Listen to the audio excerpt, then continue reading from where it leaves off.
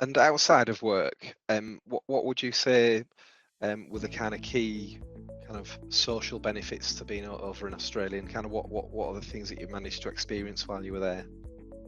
So socially, the climate helps. So you can do a lot more outdoors.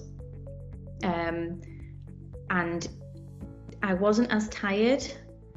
So I could do things before work. You go to work on time and you leave work on time in Australia, unless someone is like dying.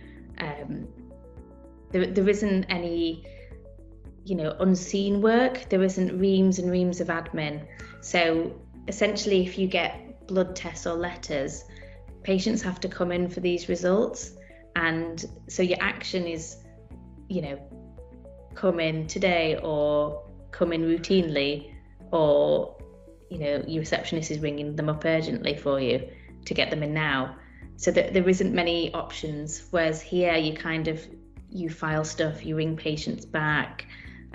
There's none of that. They have to come in for an appointment and you bill them for the appointment. So there's no sort of unpaid, unseen work. You leave on time, provided there's no emergencies, and emergencies are fine. Everyone knows that if there's an emergency, you stick it out. But you have more energy because you're not sort of at work till like it gets dark. You do stuff after work, and you still feel energized to go back to work the next day. The way they do courses is completely different to how they do them in the UK. So I went on a course for skin cancer because literally everyone in Australia has skin cancer, and you do a lot of minor surgery, and so you pay to go on these courses. And the course I went on included tickets to the Australian Open and a hospitality suite and all sorts of stuff, as well as the course. So it's all very sort of corporate business like, and completely different, but obviously very enjoyable compared to some of the you wouldn't get that in the UK.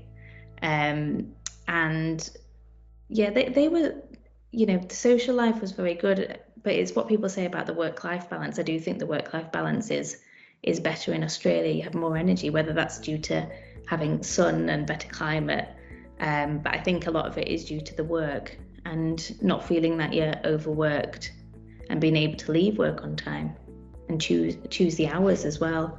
So I was able to choose my hours and also choose the length of my consultations. So I was on 30-minute consultations because a lot of the patients I saw had a lot of complex issues, and you'd easily fill 30 minutes with them, and the patients were quite happy to have longer consultations. So I started on that just to ease myself into the system and not be rushed, but I didn't end up changing it because I was quite happy on it, and I was making pretty much the same or more money than the gentleman in the practice who was on 10-minute consultations, because you can't bill as much for a shorter consultation. You just have to do more of them.